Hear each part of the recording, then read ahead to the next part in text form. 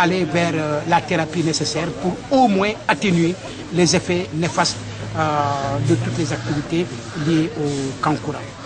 C'est ainsi que nous avons fait un certain nombre de fortes recommandations en direction des autorités, portant d'abord sur la suspension pour un temps de la sortie du Kankura, pour permettre que toutes les parties prenantes puissent discuter de cette question et élaborer, bien entendu, les dispositions disciplinaires liées effectivement aux activités du Kankura, à la sortie du Kankura. Premièrement. Deuxièmement, nous insistons particulièrement sur le fait que les communautés ethniques liées au Kankura, celles que j'ai citées, sont principalement dépositaires de ce patrimoine.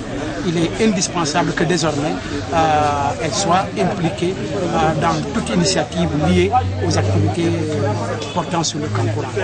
Troisièmement également, une forte recommandation pour une mobilisation des délégués de quartier pour accompagner autorités administratives, autorités municipales dans la gestion.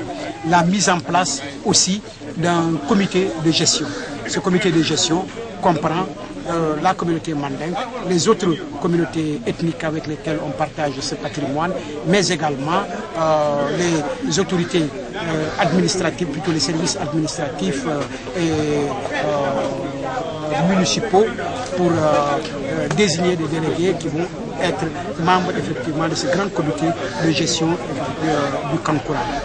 On a sorti toutes ces mesures, toutes ces fortes recommandations d'un ensemble de mesures que les autorités doivent prendre, au nombre desquelles des sanctions disciplinaires à envisager pour tous les contrevenants aux fortes recommandations qui, nous l'espérons, vont être validées par les autorités administratives, au premier rang desquelles Monsieur le Préfet, auquel on vient de remettre le mémorandum.